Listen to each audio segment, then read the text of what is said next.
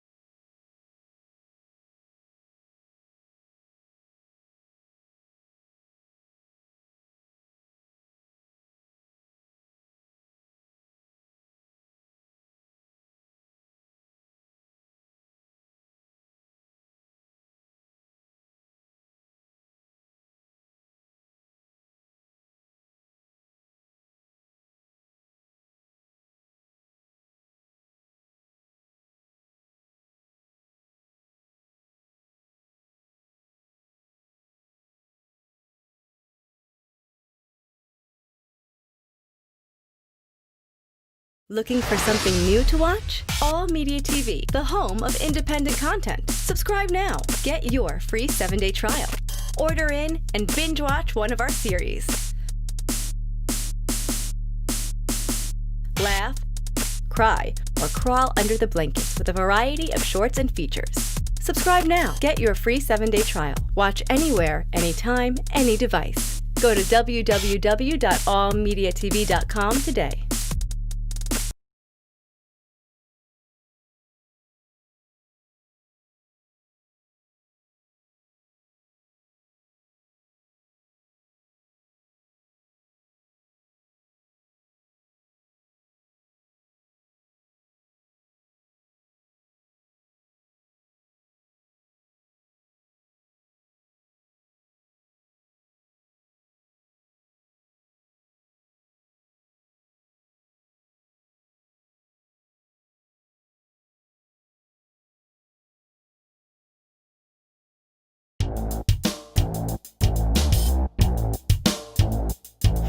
New Media Comedy Worldwide Studios. New Media Comedy Worldwide presents Comedy Legacy Series with Jim Mendrinos. And now, your host, Jim Mendrinos. Hello, everybody. Jim Mendrinos. Welcome to the Comedy Legacy Series. We are going to have a great show for you today. One of the more fun things, we have an interview today with Al Martin, comedian, club owner, and author. And we're going to talk about his experiences. And for the first time on our show, we're going to get the club owner side of the comedy experience. So it's going to be informative. It's going to be entertaining. And without any further ado, ladies and gentlemen, Mr. Al Martin. Hello, everybody. Welcome to the Comedy Legacy Podcast. This is going to be a fun one. I know this next gentleman well over 20 years.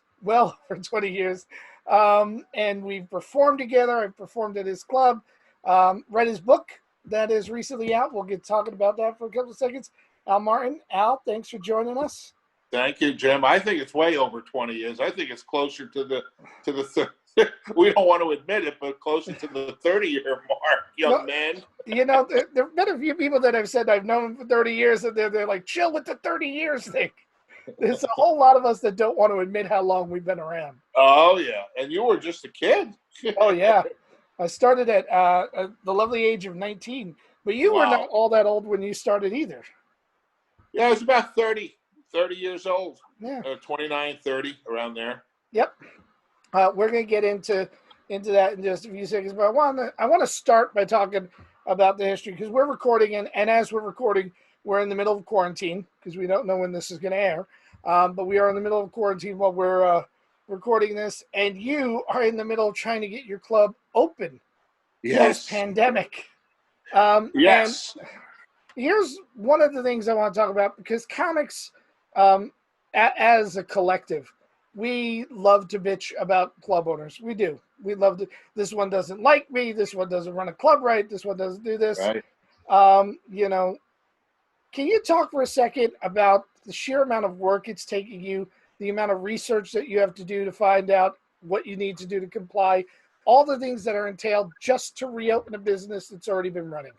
Oh, absolutely. I mean, it's funny, Jim. I always tell young comedians or people that teach comedy classes, if you really want to do your students a service, make sure at some point that a young comic starting out, produces their own show and runs their own show, just so they see the other side of the coin, what it's like to book comedians, what it's like when a comedian at the last minute can't show up, or, they run over the light. So that should be a very important thing for any comedian. But getting back to your specific question, it's taking a lot. I have to stay up to date on any and all requirements that the government is looking for in terms of keeping customers safe.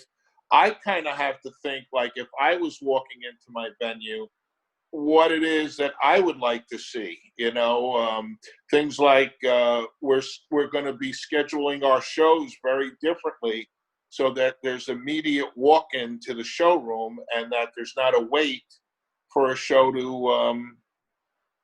end to be able to go into the showroom, and that's going to limit people meandering around in the lobby and hanging out in front of the club as best as possible.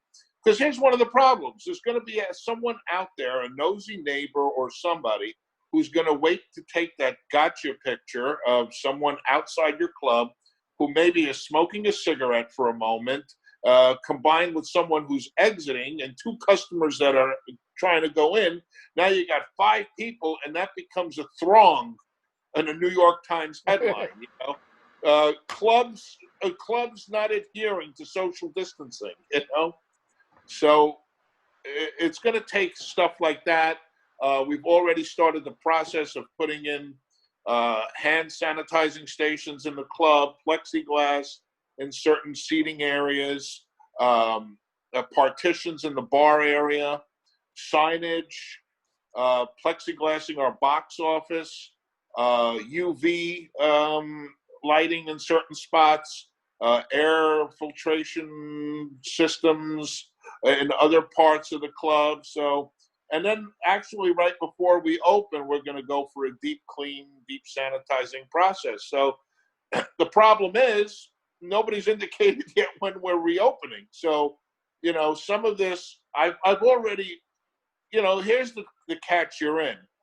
If you wait till when the city announces you're opening, you're going to be competing with everybody else to get the equipment that you need to open. So really, I've just tried to get everything from now, store it in the place, get everything up and ready, and be ready to open when the city says to open. But, there are other issues with that. Can you get all your staff back? You're competing with unemployment, quite honestly. People are getting some people are getting substantial amounts of money to be on unemployment, and they don't want to come back to work. They say, oh, well, I'm making $900 a week, $800 a week on unemployment. Why do I want to come back to work? And I can't blame them, Yeah. So I don't think comics appreciate the amount of money, time, and effort it takes to book to put together a club. You've built 3 from scratch, and the 4th one, your original spot, was converted from the old living room, which we will talk about in a second at length, because I have a very fond memory of something nice you did for me at the old living room area that I wanted to run by you. But Sure. all of this to say, when comics walk in, they just expect club owners to want to automatically use them because they're funny. And I know that you're also a comic, so you understand that ego of, why are you booking John when I'm just as funny as John? You should be booking me. But there's Right. also, from a club owner position, the impact on your audience, how you fit in with the other comics, all the chess pieces that are there. Can you talk Right. a little bit about that? Because I know you've had friends that you could not book in some of your venues on occasion. I Right. remember, yeah. Yeah. Go ahead. I remember a clean show that you were booking. I believe it was at a Jewish organization, and Right. you put me on the show, and you couldn't put one of your friends on the show because he couldn't work clean enough. Right. Right. Yeah, Yeah. It's exactly. And it is an old saying in horse racing: horses for courses. Certain horses are better at certain tracks, and certain comics obviously are going to be better in front of certain audiences. And to combine the sort of 2 themes we're talking about, like what are the things that can get comedy club owners and managers upset, and the theme of booking a good show the right way. I'll give you a classic example. One night I had a show booked with Todd Barry, the first spot after the MC, and the second spot after the MC was Keith Robinson. Or it was second and third, something like that. But it was definitely Todd Barry in front of Keith Robinson. Keith Robinson walks into the room. Al, I'm in a hurry. I'm running late for the whole night. I got a set somewhere else. You do me a favor. You got to put me up right away, or I can't do the spot. So, I said to Todd, and I knew this was going to be a disaster, but I said, Todd, would you mind? And to his credit, he was great. He said, it's all right. It's fine by me. I'm not in a hurry. So Keith Robinson goes up. He crushes, as he always does a great job. But the problem is, Todd Barry is a very low-key act. And Keith Robinson comes up, like it's machine gun fire, So now Todd has got to take 10 minutes to dig out of the hole that, Keith created with the audience. And what pissed me off more than anything was Keith comes off stage and starts bullshitting at the bar with a girl for 20 minutes. And I walked over to him and I said, I thought you were in a hurry to go somewhere. He goes, I'll talk to you later. Huh? And he winds up talking to the girl for another 45 minutes. So he screws up my entire show because he's in a hurry, but he never left to go anywhere. Yeah, because comics will chase women. Yeah, no doubt about it. And listen, I get that part of it, but, if you want to know the kind of things that a comic can do to set you off, that's one of them. Yeah. Let's talk about that because you've always taken care in booking the shows, and in particular, what act follows which act, But you also have, and this is something I personally love that your club does that other clubs don't. You give the check spot to a new comic, and spare your veteran headliners the need to live through them. What was your thought process on doing that? Well, I think the check spot, unless I have an unusually strong comic that has, crowd expertise. And let's face it, there are guys that are around 30 years, or gals, that are incredible comics, but they just don't work an audience that well. So if your closing act is the kind that, prefers just to be a straight monologist and they don't want to be sitting there working a room while they're getting checks, I've always felt it's something that someone has earned. In other words, when you're working my room, you're one of the regular spots on the show, you've earned that respect to not have to do, if at all possible, checks or as few checks as possible. I mean, sometimes you might get a check or two if a customer wants to leave early. Yeah. And also it allows the young comic to develop and learn that not everything is perfect. I see some people, they produce shows at my club, and I get it. It's their show, and they want to shine as best as possible. But every time they do a show, they're third or fourth in the lineup. Well, you don't learn a lot that way, third or fourth. You might have to learn when you're in the check spot or maybe the first spot after the MC. So, because it's like, remember the classic movie about Primo, the boxer, The Harder They Fall, with Humphrey Bogart in the late 50s? It was about a boxer they brought in from Argentina, and they fixed his first 20 fights. And then they finally put him in against a real boxer, and the guy got his brains beat in. It's the same thing with comedy. If you constantly give yourself cushiony spots on shows and cushiony spots in the lineup, you're never going to really learn anything, and one day you're going to get hammered. Yeah. So I want to cut back. I want to talk about coming up in the trenches, because you started your clubs, and if you read Al's book, you'll know this. But you started your clubs more for stage time than you started it because you wanted to own a club. I mean, right. It eventually, it morphed into a nice living for you. But in the beginning, it literally, you talked about Eagle Tavern and you talked about the old original location of New York Comedy Club. You just wanted to make sure that you had spots, and you basically were singing for your supper. Oh, absolutely. I mean, back in those days, as you well know, Jim, there was the comic strip, the improv.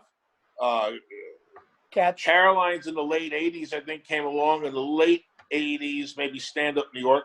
But for many, many years, it was the strip, comic strip, improv and catch. Yeah. Improv and catch. And many times you were a strip comic or a catch comic or an improv comic. Sometimes you went back and forth, but a lot of times you were home based in one of those places. So there weren't a lot of opportunities. There were no new talent shows. There was no real barking going on. So a lot of very few, if any, internships. I mean, I remember Dave Attell working the coat check room over at the improv, but there were very few opportunities for young comedians other than 12:30 in the morning on Friday and Saturday, dodging darts at your old Triple Inn. I mean, Yeah, that's you know. so you came around and you started it, and when you started stand up, it was a much different climate than it is now. Oh yeah, It was a little bit more competitive than I think it is right now. And when we started, it was definitely you hunted for stage time. hunted. Yeah, I remember working Dave Laparka's room in Forest Hills, Queens. You had to really move around outside of Manhattan. I did Shooting Stars Comedy Club in Scarsdale, Pips in Brooklyn. Yeah. Just to get 5 minutes sometimes, and sometimes I didn't have a car, so I'm on the Metro North to some local. And at one time, I did Shooting Stars on a Sunday and didn't realize there was no bus back to the Metro North. So it wound up costing me like $40 to do a 5-minute open mic, the last spot. Yeah. But you never know, because from doing that, I met this guy named Skip Palmer, who wound up being the late night MC at Dangerfields on Sundays. And then eventually he would invite me to do a spot at Dangerfields on Sunday at like 1:15 in the morning when there was like 3 people left, but it was a spot. Yeah. And that's what I think most comics don't realize when you're starting out, how precious stage time is. So Absolutely. I love the story in your book where you talked about you had a show booked, and at the last minute they took a catering place, and that's how you actually found the original location of That's a New true York story, Comedy. yeah. So, and again, you did that not because you had, you talked about in the book how you had an audience, with spots confirmed, with seats confirmed, but more so that you also wanted the stage time that was going Absolutely. to provide. So, Yeah, I mean, it was all about, really getting myself stage time. And listen, it, like you said, it turned into something where I started making some money at it, which I needed at the time. And so it worked out perfectly. But, you know, that's what I teach comics a lot of times. And when I talk with comedians from various classes that are done at Broadway, I say to them, listen, you have to really figure out innovative ways to get stage time. And nowadays there's so many of them, but some people, one of the things that is a little depressing when I talk to comedians, I know back when I started, I wanted to be a comedian, and that was it. I was laser focused on being a comedian. Nowadays, you talk to comics, oh, so what do you do? How often do you get up? Well, I get up for stand-up once a week. I do sketch and improv another 2 days a week. I take an acting class 3 days a week. They're not really focused on any one thing, and I've always believed to be a successful stand-up, you have to be laser focused and getting up there, and you have to live it, breathe it, eat it to be a good stand-up comic, in my view. yeah, it almost has to be a religion, if you're doing this properly. Absolutely. I want to talk about your early days because you had a lot of success early on in your career. I mean, you did Evening at the Improv fairly early in your run, and between gigs that you were headlining fairly early, plus television sets fairly early. What was your opinion when the '90s came and it tightened up and there wasn't 2,000 late night shows to do anymore? I mean, how did that change your perception on your process and what you were aiming for as a comic? Well, for me, I never really thought I was going to be the comic that would have that sitcom, but it had a devastating effect on a lot of people that had their careers, aimed at that. A lot of the clubs where people would get discovered were starting to close. 2 of them being Catch and the Improv went down almost maybe a year apart, 6 months to a year apart. I'm not sure Dangerfields was ever a place that people were necessarily getting discovered at. So it really came down to Stand Up New York, where Brett Butler wound up getting found by Carsey Warner, And the Strip was a place where people also were getting seen. So it really was um, a blow to a lot of the comedians that were looking for that sitcom. And as you well know, every year that someone went off and got a sitcom, they would always take 3 or 4 of their friends with them, for writing gigs, whether it was Seinfeld with Carol Leifer, Bob Shaw, and people like that. They would go off to LA, and then that would, thin the herd. If there were 3 or 4 sitcoms that comics got out of New York and they brought 3 or 4 comics with them, 12 people would graduate out of New York that year, allowing for spots to open. But what had subsequently happened is different types of programming started to come up where it was a lot cheaper than a sitcom to produce.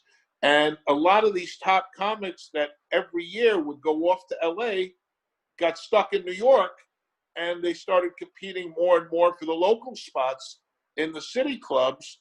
And it became a cluster, for lack of a better word, a clusterfuck, because you want to give opportunities to the newer comics coming up the ranks, but it's like a restaurant. You know of a great restaurant on the corner that you've been going to for years. They serve unbelievable food. Do you try the new restaurant on the block, or do you keep going with that restaurant that you've had all those great meals? So that now becomes a very tough choice. Do I go with Jim Mendrinos, who I know could do the job every week, no matter where I put him in, or do I try a Mark Norman coming up the ranks, behind him? And that really becomes the challenge, and then affects everybody's spots, because every spot I take from, every spot I give to a Mark Norman, I'm taking from a Jim Mendrinos. Yep. Now, you stopped performing for a little bit. You always dabbled. You never fully 100% stopped, but Right. you stopped actively hitting the road. Correct. Why? What was it that made you make that decision? Well, 2 things happened. Early on, if you might remember, I had a partner in New York Comedy Club, Eddie Stanley. Mm-hmm. And our arrangement was I would work the weeknights at the club, and Eddie would work the weekends, which would free me up to do road gigs on the weekends. Then Eddie and I had a falling out. Eddie went his own way, and now I had the club full time.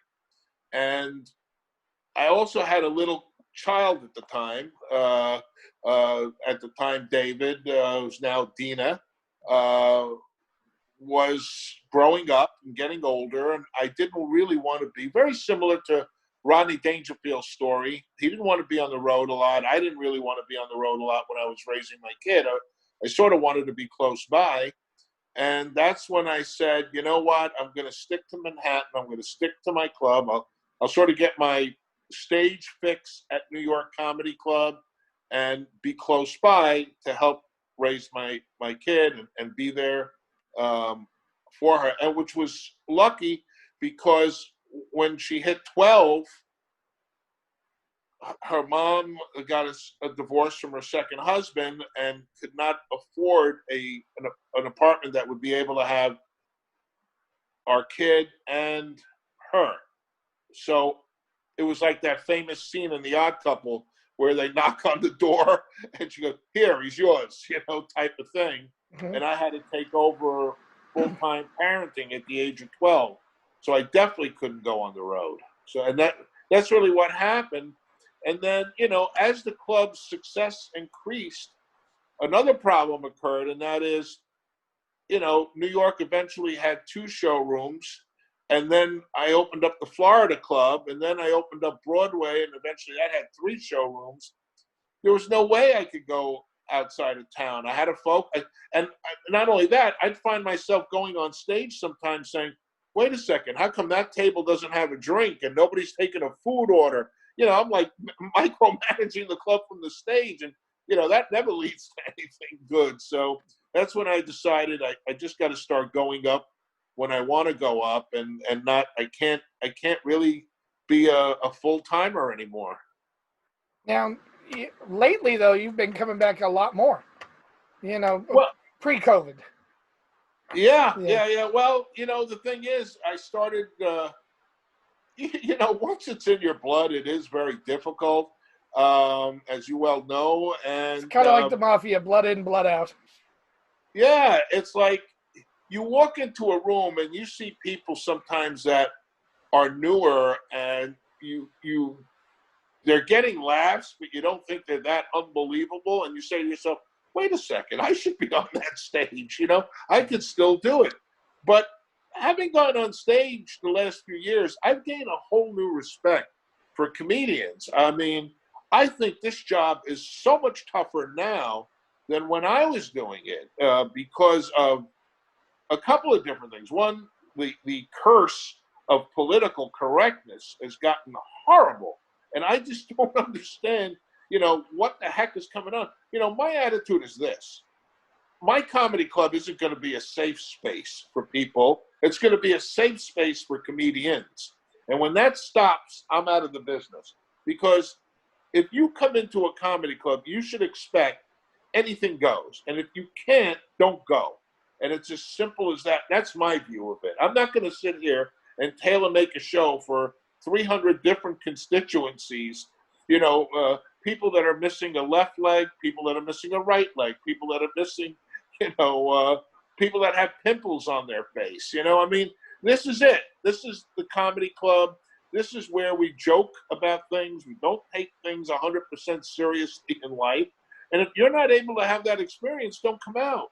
And I think that's going to be one big one that's going to destroy us down the road, political correctness. And then the second, I think, that is really harmful, and I think it's important that we make those announcements and try to police the room as best as possible, is smart devices.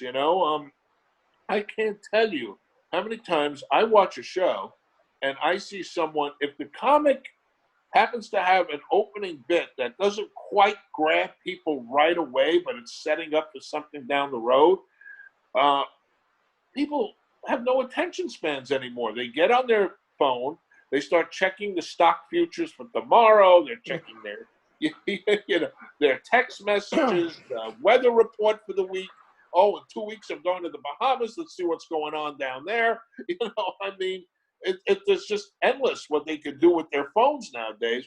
And before you know it, they're not paying attention. They're not paying attention. You might have lost me for a second, but they're not paying attention to what's going on stage.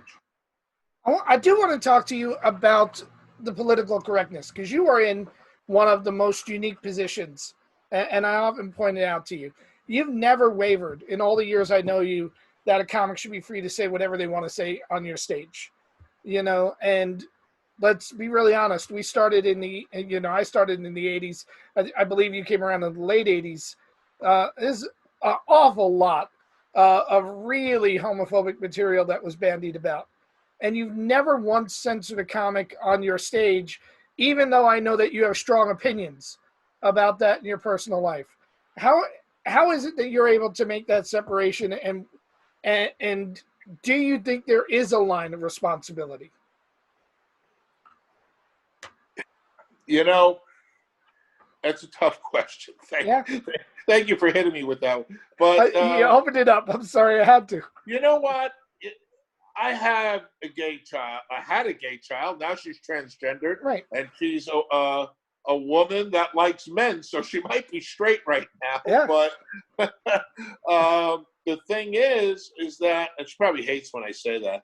But the thing is, if I'm going to tell other people that you can't be sensitive in a comedy club, you got to suck it up, and that's it. It's a comedy club, and it's a free and open exchange of jokes, and some you're going to like and some you're going to not like.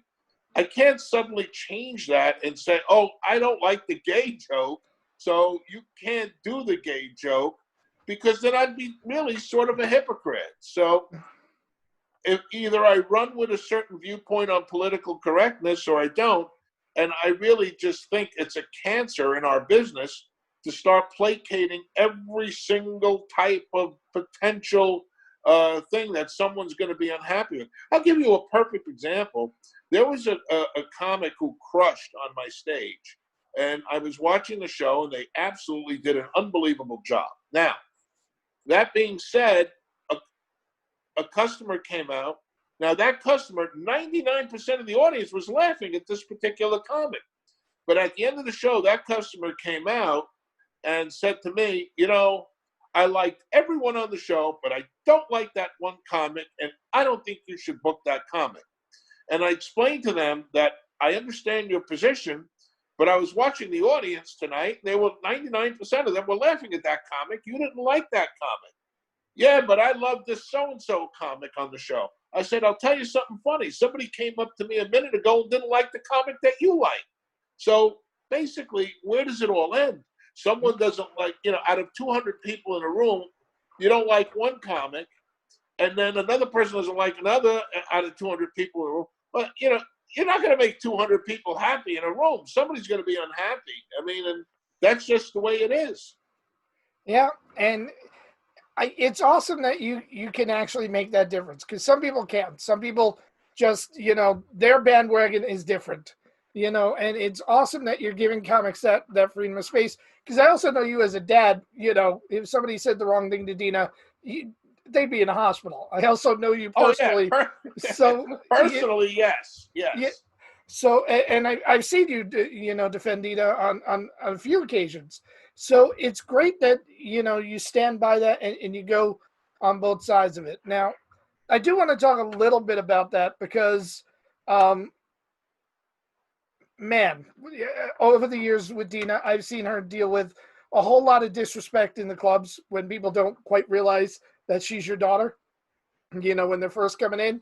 Right. And, that it's not just that she's your daughter, she's staff. She's an employee of your club as well. And I know that one of your biggest pet peeves is when comics disrespect the staff.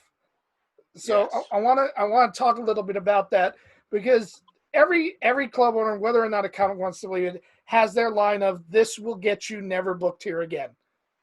You know what I mean? And the unfunny thing is the only thing that's in any comic's mind, but there's about 30,000 of them. Drinking too much in the club, disrespected staff. Can we talk a little bit about, about the entitlement that sometimes comics will feel walking into a club? Well, yeah, no problem. For instance, years ago, I think I like to give newer comics more opportunities than most comedy clubs will do in terms of promoting some people up into the regular lineups.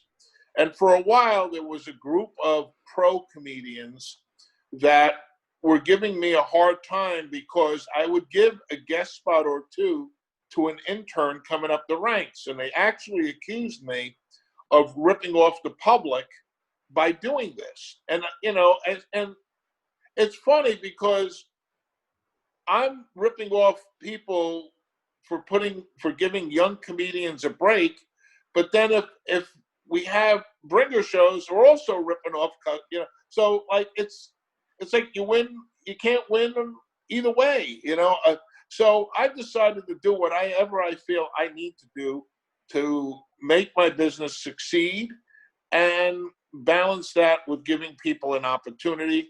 And at the end of the day, that's really what I aim for. I mean, there are people that are going to be unhappy with some decisions I make. If you want to know what pisses me off as a club owner, don't come into my club and ask in your intro that you're working another club down the block next week. I mean, that's just common sense. Don't come in 5 minutes to showtime and check in with the MC and then disappear somewhere else in the place, or go to the bathroom for 15 minutes and we're looking for you.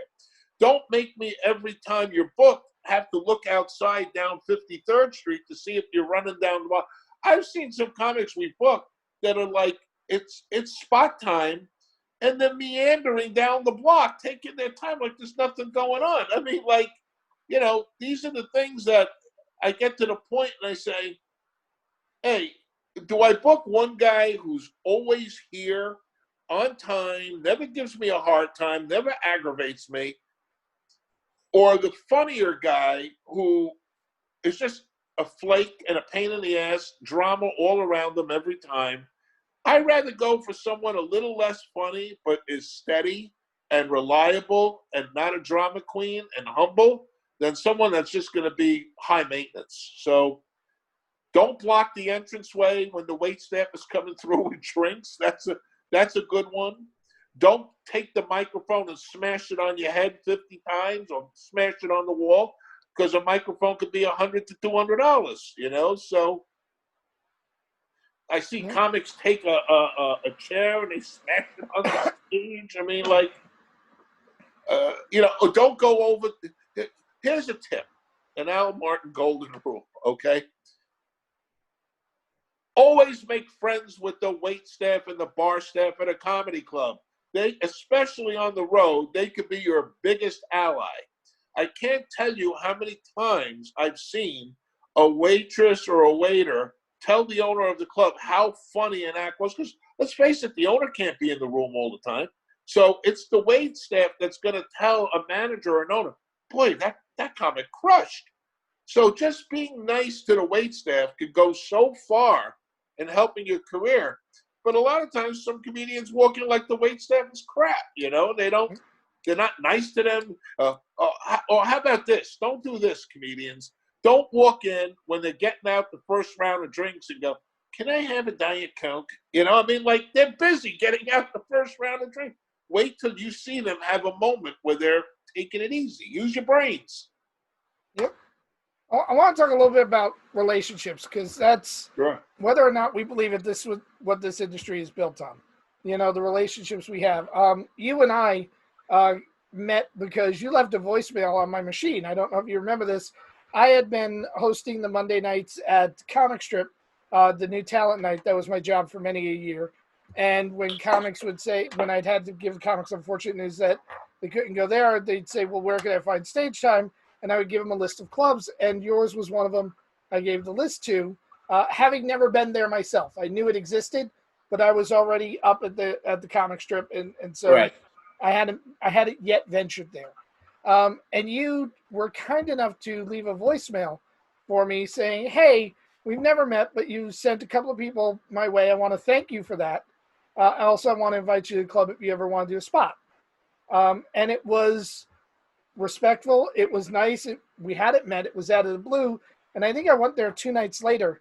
And it was on 48th Street, incarnation of the New York Comedy Club. And it's where, for historical purposes that people don't know, a story club in New York City history called the Living Room was. And when I walked in and I looked at it and I went, this is the living room, you turned to me and said, you're the only other person that knows that. I think it was you and me that knew that at that time. Yeah, and one other person years later, which I discussed in the book, it's very funny. When Carson was doing the last week of shows and he was inviting his favorite guests on the show, Rodney Dangerfield came into the room and he said, was this the old living room? And I go, yeah, it was. And then he told me such a great story. He told me when the living room was in its heyday, he was one of the house comedians at the living room. And there was a young guy in the band, the house band, and his name was Tony Bavacqua.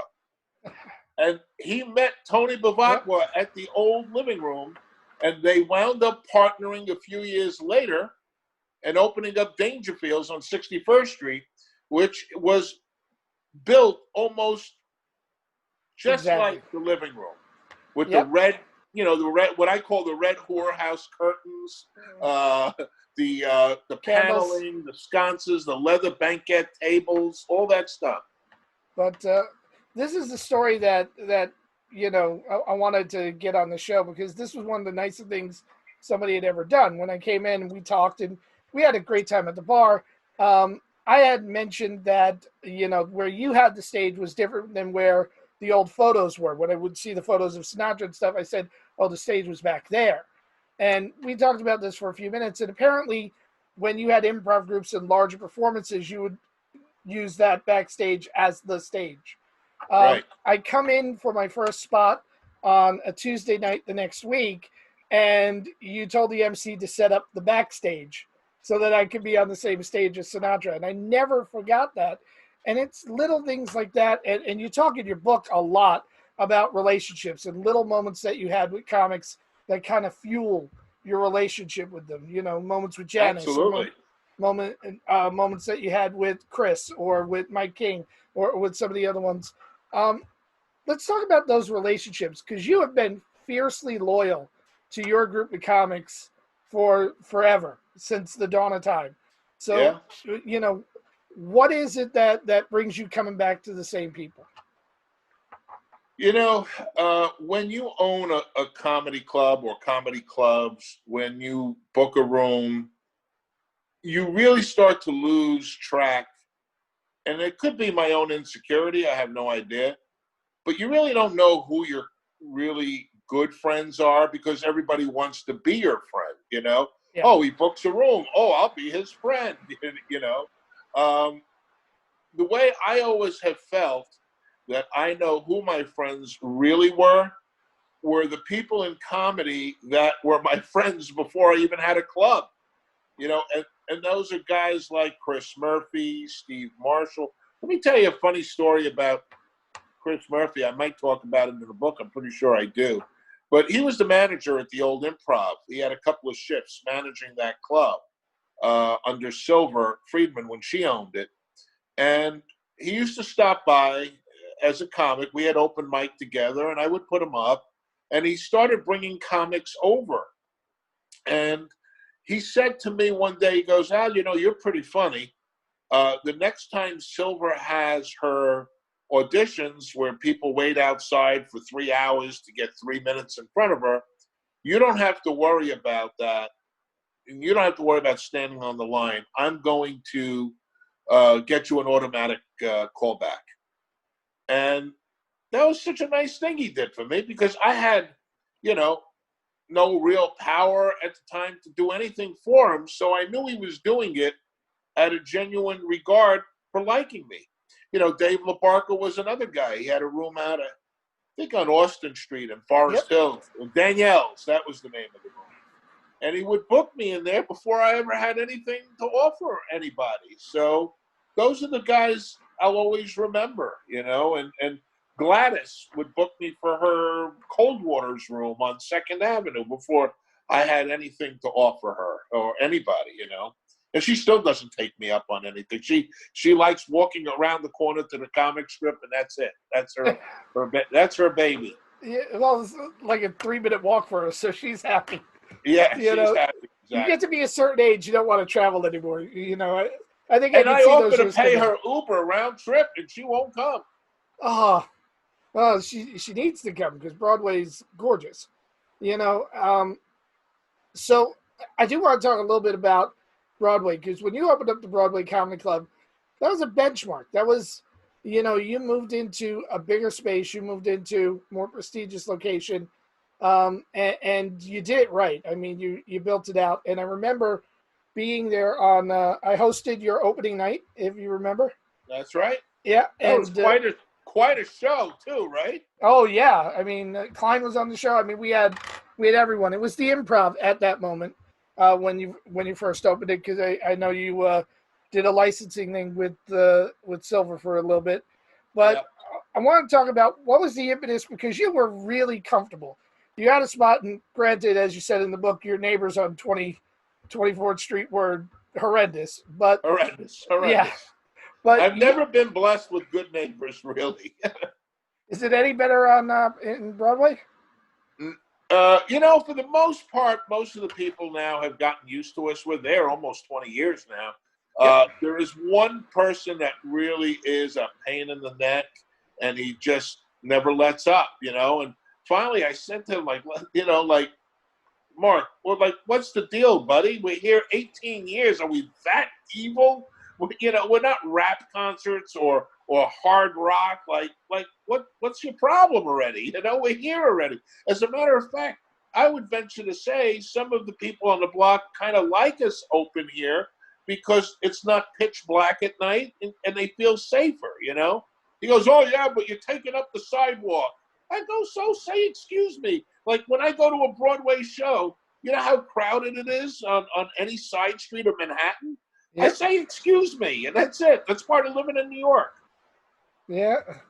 But I want to talk about Broadway because it felt like that was not a step up in terms of what you were doing, but it felt like the industry took a new look at you. It felt like the whole industry kind of looked at you like you were much more legitimate and for real. Yeah, I think Forgetting so. those years where you were sending people to Ross Mark for Evening at the Improv. Forgetting those years where Right. where you were giving, Montreal we were Yeah. hosting the Montreal Comedy Festival auditions. or and 17 shows worth the stage time every week that was produced by New York Comedy Club, not even counting the bringers. Right. You know, they seem to forget all about that and like, oh, now Al's real. Did you sense that shift in perception? Yeah, I did. I always remember a funny story of that opening night. Roger came over to me, our mutual friend Roger Paul, and he said to me, Al, are you worried at all? I go, why? He goes, well, Jamie is opening up 8 blocks away. He's opening the Laugh Factory. I go, really? Well, does he know anything about comedy in New York City? Because it's a little bit of a different bird than L.A. And sure enough, you know, he was gone like in the middle of the night. He left New York to go back to L.A. But given his partners, I don't think that was a bad move. Yeah, considering the circumstances that he had like a mob hit on him or something, you know, Yeah. he kind of did the right thing in the middle of the night. But to answer your question, of course it did, you know, because not only was Broadway almost a 200-seat room, but it also had a second showroom and eventually a third showroom. And I think a big part of that also was we brought with us someone that had a great deal of respect in the business from her time over at Jimmy's Comedy Alley to working for agents and her close relationship with Rick Messina, and that was Linda Cork. You know, Linda was the ultimate professional and insider in the business, and she was one of the first general managers at Broadway. So she brought a lot of that with her, and a lot of, you know, I remember her wake. Unfortunately, she passed away, and the comics that were there were incredible. It was Dave Attell, Judith Friedlander, Mike Vecchione. She was the first to discover Mike DiStefano before anybody else. I mean, she had such an incredible eye for talent. It was uncanny. I mean, she would look at someone right away and knew they had it, you know, and that's what I always respected about her. She was also very sweet. And I, as a kid, I used to play her dad's club, Jimmy's Comedy Alley, in Bayside, all the time. And Jimmy and I would drink heavily together because that's what Jimmy did. Unfortunately, when he passed away, it devastated her, and she was just never the same after that. And she just spiraled, and she had a heart condition, and it was very sad to watch her once her dad passed away. Yeah, I do want to talk about this because she was one of your general managers. Gina was one of your general managers. Dina, now one of your general managers. You've had female general managers more than most clubs have. You know, you've given opportunity to a lot of young comics, but you also, you know, given a lot of opportunity to gay comics, straight comics, black comics, white comics, you know, women in power positions in your club. Is diversity something that you look for or just something that happens because you hire the best people you can? I think it's the latter. I mean, I think it's B. The answer is definitely B. I don't go out of my way to hit a quota. I think it's disrespectful because once I do hire you, do you look in the mirror and say, well, I was really talented and funny, or he had to make a number? And I think when you're getting that kind of booking from me, you're going to know that you earned it on your talent, not because of the color of your skin or your gender or anything else, you know.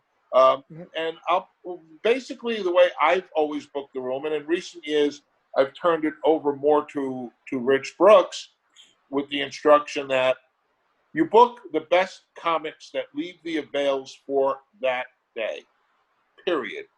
Whoever that funniest is. Now, there might be a little difference between me and him as to who he thinks those funniest people are and what he looks for.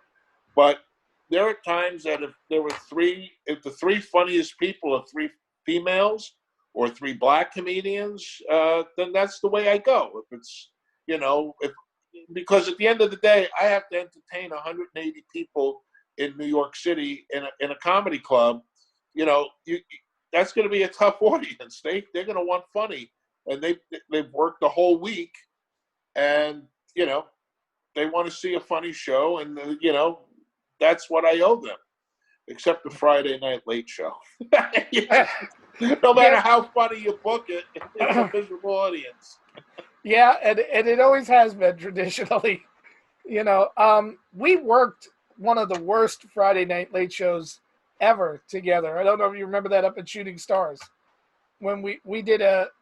Oh, yes, I do. But was that when Shooting Stars was no longer at the club? Was it at the club or no? It was when they moved the location. Hotel? Yeah. What? When they moved to the hotel. And okay, yeah. And they tried to do a Friday Late Show, and I just remember you and I sitting in the back going, "Someone's gonna die tonight." Yeah, and it was me. You pulled it off. I just died badly. I have a 10-year head start on you on stage, so a little more chops at that moment. I do want to talk, a little bit about your process. Man, because, we did have a lot of history together through the years. Huh? Oh, man. I think I'm also one of the only people that's worked every one of your rooms. I did your Florida room. I did the Rockville Center room. I did the one that you booked up in Nyack. I've done every incarnation of the clubs in your city. Yeah. I mean, you've been very kind to me over the years. Thank you, man. Thank you. You're welcome. So I do want to talk about your process because, we've talked a lot about the club owner perspective, and thank you because you're the first guest I could bring in to talk about this for comics, and comics need to learn this. But I also want to talk, comic-wise, you did an awful lot of writing when you first started. And then I remember you got Evening at the Improv. And you were a little worried about material leading up to it. And you really worked your ass off to make sure that set was what you wanted it to be. Can we talk about the process of you prepping for a television set, what you had to do to make it happen? Sure. Well, the first thing I always do with anything like that is I get myself the old handy-dandy Post-its, the little Post-its, and I basically title my bits, whatever they are, relationship, mom, dad, each one has a title, and I'll know right away from the title what the bit is. I lay all those bits out on a flat surface, and then I just start playing like it's a puzzle. This bit, and then taking that rule of three into place where you'll talk about some topic and you'll hit three jokes on it, and then I'll try to then I'll segue from those three jokes about mom and then say something like, oh, you think mom is crazy? Well, how about dad? Then I'll go into the three bits about dad, and then neighborhood friends going up. And, oh, my parents were nuts. You had to see the people I grew up in my neighborhood, and then boom, segue into that. So it was a matter of laying out all the stuff that I think I wanted to do on the set and then just placing them in some kind of order. And then once I had that order, I started working it at the club. Now, I also want to talk about it because you were not shy when you were prepping for that set, and you asked a lot of the veteran comics to watch you. Yet, we watched you, and you did the set that you wanted to do. You got a lot of opinions, but ultimately you took responsibility and made your own decisions. What was it about getting the feedback? What were you looking for when you were asking for that feedback? Well, it's part of it is my own insecurity, and part of it is looking to people that I respected and I thought were funnier and possibly even more experienced than I was, because, I never really have an ego about certain things, like, especially if I think I can learn from things from people, then by all means, why not? I think it's when you have an ego that's too strong and you don't listen to people and you do it your own way all the time. You don't learn anything from that, You're just a person on your own island, and I think it's important to be open to other minds. Now, I might not always take the advice at the end, but you never know what kind of pearl you'll pick up from somebody by trying to listen to them. Now, I know you started comedy because you did it on a dare. I'm going to hawk the book shamelessly for you. But what was it that made you fall in love with doing comedy? Because I know for me, I talk about this a lot when I talk to young comics, when they say, how'd you know you loved it? I said, first time I was on stage and I felt what laughter feels like when it comes from an audience back up to you. That feeling is addictive for me. What was it for you that made you feel? Well, it couldn't have been that my first time on stage, because I bombed. I bombed so badly. But I think what it was the first time is it was a very vulnerable time in my life, and I really was going through some bad personal times. I lived in Brooklyn at the time, and it was a changing area where I lived in. The demographics had changed considerably from the people that I grew up with. And now the area had become very heavily Russian, very heavily Asian. And I really didn't have anybody to talk to in the building. And, I wasn't used to culture. It was like roller derby in the supermarket. You'd get, hit in the elbow by old ladies trying to go for a banana. It's like people who hadn't seen food before, and really it was a lonely time in life. So when I sat in Pips that evening, waiting to go up, I met some very interesting characters at the comedians' table. And we started talking, and then they told me about other open mics, and I would run into them at an open mic. I'd run into a Chris Murphy, a Steve Aarons, and different people like that. And then I wound up,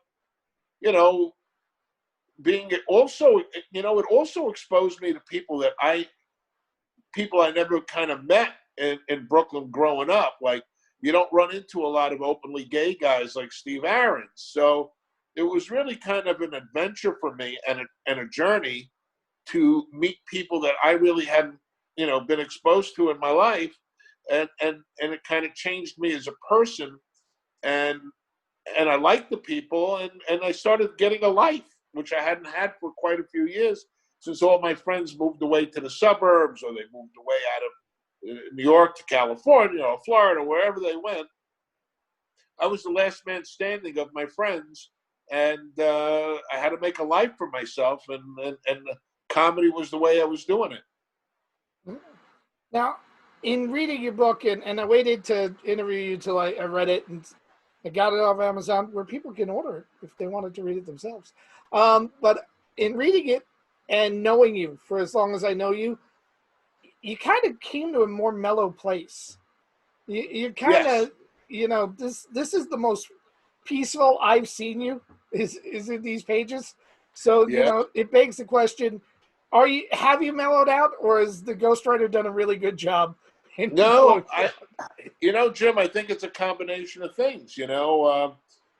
When I started in comedy, I was a 30-year-old kid who had something to prove in life. And like a lot of comedians, we were either picked on or we had to develop a very hard shell. And, we were kind of victimized in one way or another. And we become very angry sometimes. And I think I was a very angry person, either over relationships that broke up, or businesses that failed. And, I'll give you a perfect example. If I would run into a young comedian that looked like they had, like, for instance, I'll give you a funny story, which is not in the book, but I'm sitting there running the open mic. I'm struggling my ass off to try to make this little comedy club work. And if you remember back even in those days, I would work myself the Monday open mic, signing in people. I'd be the bartender, and doing the avails that day. And some young comic comes in and he's sitting there telling me, I have such a great life. My wife is so beautiful. I have a business that's successful. My parents are wonderful. I inherited the business from them. And I'm thinking to myself, this freaking prick is getting on my nerves of how happy he is, and he goes to me, any recommendations you have for me for comedy? And he meant it in an innocent way. He really did. And I turned around and said to him, quit. And he goes, why? I go, because you don't have anything to be funny about. You're too freaking happy, And I think when I was a 30-year-old guy, having gone through a divorce, like I said, and some other bad stuff in my life, I was a very angry person. So I think a combination of a lot of therapy through the years, success in what I was doing, and meeting a great woman who grounded me, a new Al Martin started to emerge, someone who was happy with myself and happy at my accomplishments and wanting to really start to think of a legacy and how I could help comedians through what I experienced to make their journey a little easier. Now, and that's also what this podcast is about, trying to give comics some tools. Take what you need from each of these interviews and use it to go forward. Now, when I started, it's a little bit different. I started at 19, so I guess I looked more either desperate or adorable. Pick your word. So I had a lot of the veteran comics reach back and help me out. And that's one of the things that I tell comics all the time is that the comics themselves are generally kind. The comics themselves are generally helpful. And we both share a love for a lot of the veterans that came before us. Particularly Freddie Roman, who's a mutual friend for both of us. Yeah, and for me, also a neighbor. He lives one building over from me. Yeah. And so I wanted to just talk early in your career when you were starting. Who are the veterans that reached back and kind of gave you some guidance and help? Well, of course, Morty Storm III. That's a super veteran from the 50s, I think. Believe it or not, when I could get to talk to him, sometimes Otto and George, Otto was someone that if you can get through some of his anger, there were always pearls of wisdom that he can give you. In terms of road experience, a road warrior, two guys that I'll always remember were helpful to me and gave me work starting out were Jim Florentine, back when he was known as Jammin' Jim, and Bob Levy, who was always very kind to me as well, starting out. Those were two guys that, had rooms to book and booked me. And even Phil Selman, Phil Selman was, not necessarily more of a mentor, but he was a guy that would give me work early on. Rick Morgan gave me work early on.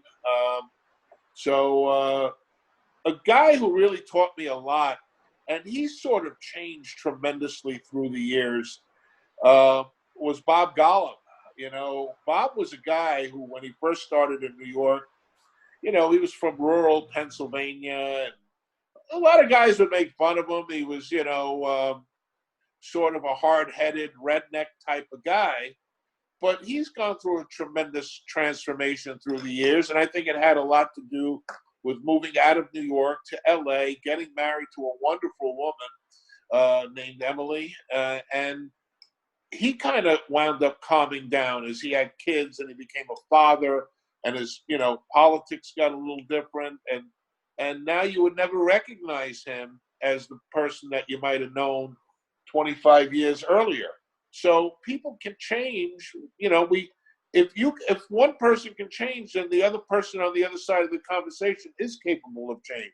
Now, that being said, there are some comics I run into that I haven't seen in 25 years that haven't changed one bit, That's very sad. Including their acts, which is even sadder. Now, just one final thought about the book. What made you want to write it? I know what made me want to read it, but what made you want to write it?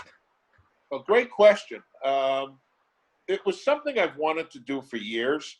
The story started piling up, and I said to myself, well, what do you need to write a successful book? You need some stuff that people are going to find interesting in your profession, but stuff that people are going to find interesting outside of your profession, which usually involves stories about celebrities or famous places and having been like in 5 different occasions in the New York Times for various either deeds or misdeeds that I've done, I said, you know what?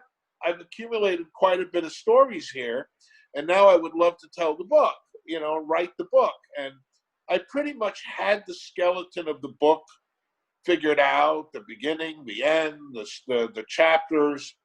I never had time to physically write it. I would start to write it, and it was very similar to how I write jokes, with the Post-its and stuff. And every time I'd start the process, the reality is many comedy clubs have 2 partners running a club. I was one guy operating 3 clubs, so it's very difficult, if you do the math, to really find any spare time to go write a book. But what did it for me was COVID. COVID closed my rooms, and now I had nothing to do, and I had to start to think about 2 things. One, the next chapter in life, because at some point I might want to turn my clubs over to my kids to run. And the second thing is that I know if I did do that, I'd need to help them a little bit, with my experience. Sort of what Don Corleone did with Michael in the later years, except I don't want to drop dead in the vineyard, pesticizing the plants. But the thing is that I do need some creativity in my life as well. So hence the book, and now someone's writing a screenplay on the book because they were very fascinated on the read, and they liked the story. They liked the underdog story involved and the transgender portion of my kid. They want to expand on that. So they're writing a screenplay on the book. And, and then I've discussed with you some other ideas I have in mind. So, it's, I think it's getting ready to, take another turn for something else. Now, I do want to talk about this one more thing because, and you mentioned in your book, you got voted against being in the Friars Club because of bringer shows, and because your club had bringer shows. And so that's an excuse somebody used to try and bar you. You ultimately got in, but, that was the first time you came up to a vote. There's plenty of people that say some not so flattering things about you.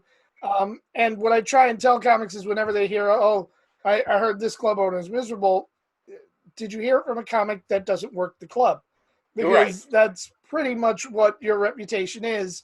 If you talk to somebody that knows you and that you use and that likes you, you're the greatest guy in the world. And you talk to somebody that can't get into your club, he's the worst human being of all time. What you really got to look out for is someone that you book who badmouths you. Which you've gotten some of those too over the years, Yeah. But what I really wanted to talk about was, the just like comics hear the reputation of the club owners, do you guys hear reputations of comics? How much of our behavior and what we do in other clubs impacts how you're going to view us when we walk into your club? Yeah, I mean, yes, the answer is that you do hear from other club owners or bookers outside of New York when you're talking about certain comedians. There's not a whole lot of interaction that I have with other club owners in New York now. I am fairly close with the owners of New York Comedy Club, so we do stay in contact fairly frequently. I do have a relationship with Tony over at Dangerfields. We'll talk from time to time. But in terms of, unless a comic is really pissed off a club owner where they go to they decide to go to the mats and contact you about them and warn you about them. There's not a lot of that goes on anymore, but you do hear from other comics about stories about someone giving someone a hard. It's the comics ratting each other out. But I like to make my own decisions on people. Had I listened to other people, I would have never booked Bob Gollum. Had I listened to other people, I wouldn't have ever booked Otto, but they'll tell you stories. He's not going to show up, and I booked him anyway, and sometimes he didn't show up, But I would always book him, knowing that was a possibility, and have someone else in the lineup that can, pick up the pace. Sometimes I like Otto so much I would book an extra comic on the show just to have him on the show. And if he didn't show up, then I was happy because I was within budget, Yeah. Crazy, right? Yeah, but again, it's the life that we chose to lead. Last thing, because you've been incredibly generous with your time, we've been talking for over an hour at this point. As you're gearing up for comedy, and nobody knows what it's going to look like. And we were on a panel together for the Underground Festival talking about comedy post-COVID and what you think it's going to look like. What do you think of the internet shows that are popping up? Do you think they're going to have a negative impact on comedy moving forward? And do you think they're going to stay around after clubs reopen? I think the second clubs reopen, these internet shows are going to go poof. Some people might try to keep going because that was the main way they're getting stage time. But listen, there's nothing like being in a room with a packed audience and getting that immediate acceptance that you do when you're on a stage. We're talking about fragile personalities that have been picked on their whole life. They've been kicked in the gut, kicked in the head. Now they're standing on stage and they got 150 people, 200 people clapping and cheering for them. That's why they're there. That's why some of them are doing it for so little money. They just love that. They love what they do. So I think the second the clubs are given a green light, whenever century that is, then we will see the end of the internet show, in my opinion. I don't think it brings anything to the table. There's no laughter. It screws with your timing. So I think it's a Band-Aid for now. It keeps people happy. I don't even see as many of them now. Do you? I mean, maybe I'm wrong, but are there more than ever, or they're just not popping up on my feed? I don't know. I just don't see as many internet shows as I did maybe a month ago or two. Maybe, and that might be because clubs are starting to open outside of New York. Yeah, I don't, but you're seeing more of the New York area comics doing them. You're seeing more of this area.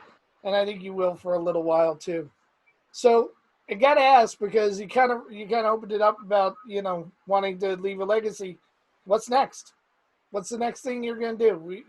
You got projects in the works in the movie and the stuff we're talking about doing, but what's next for you in terms of clubs? Well, I don't, seeing how exposed I was with this virus, and could it come back? Could it not come back? I think in terms of clubs, I'm good for now. I mean, unless one of my competitors goes out, and it's an incredible opportunity, you always got to look at things. But I think that I don't ever really want to be caught in an overexposed, especially at my age. When you're in your 60s already, you look for things a little safer. But where I've really not ever as focused as much is on the production side of things. So, like I said, trying to work to get this book out, then work to get a screenplay out. I might work on a live show of the book at my club, and see what that can lead to. Of course, the project you and I discussed, and there'll be others like that. I mean, I have a few ideas of different types of shows that I might want to do, and and see where it leads. Great. And you know what? When this is over, when you're open again, I think we need to go back to page 32 in your book and restart New Material Wednesdays. What do you think? New Material Wednesdays, 1992, 93, Yeah. with Jim Mendrinos. A very young Jim Mendrinos, 27, 28 years ago. Yeah, I was but a child. You know, we gotta get back. We gotta be on stage. And you know what? Let's not just make it be performing in your club. Let's go somewhere and perform together when this is over. What do you say? Absolutely. Absolutely. And, you know, take a moment to talk about you. You know, one of the things I've always heard about you, and people repeat the same mantra over and over about Jim Mendrinos, is he's one of the greatest listeners in the world. And that is so tough in our business, because in our business, everybody wants to be heard. You know, listen to me, hear me, I got to talk. And Jim is one of the few people around that he will actually sit there and listen and listen.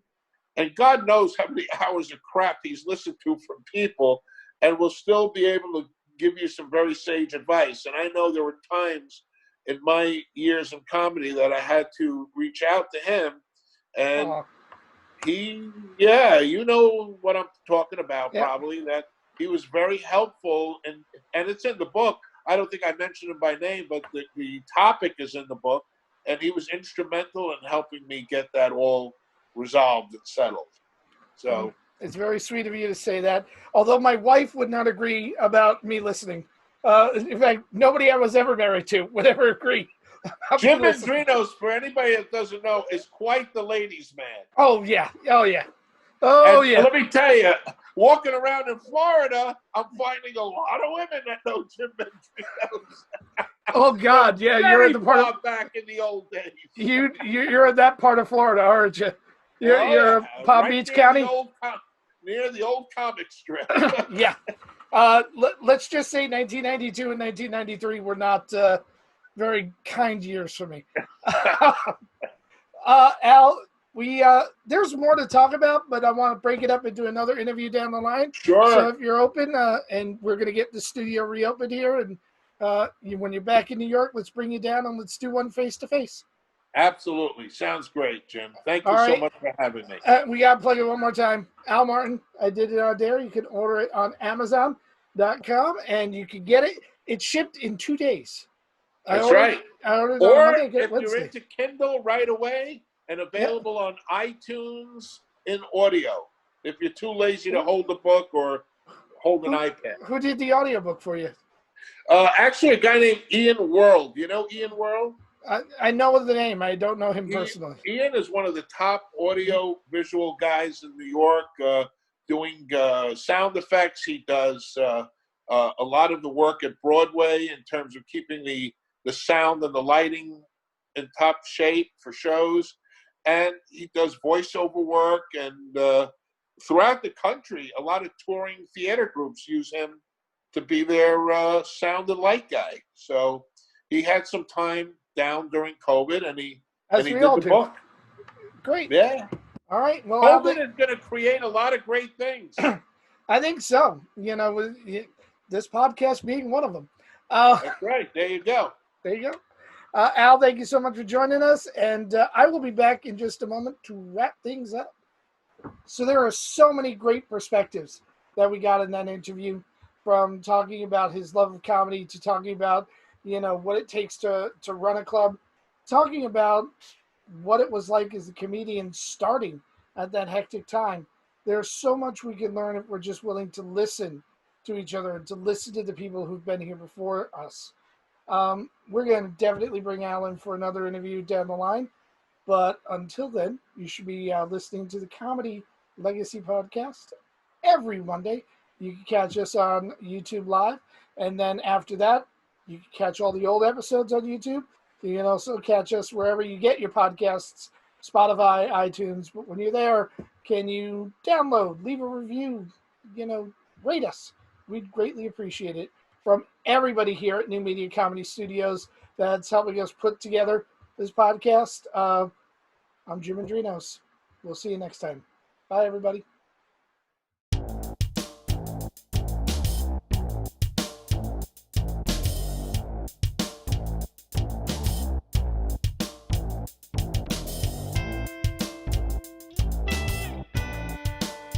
This has been a New Media Comedy Worldwide production.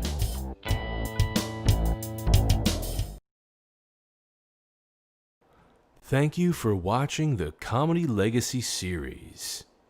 New episodes air every Monday at 9 p.m. Eastern on New Media Comedy TV YouTube channel.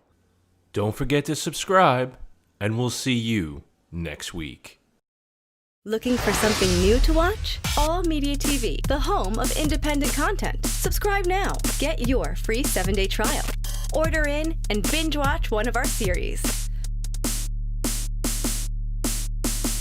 Laugh, cry, or crawl under the blankets with a variety of shorts and features. Subscribe now. Get your free 7-day trial. Watch anywhere, anytime, any device. Go to www.allmediatv.com today.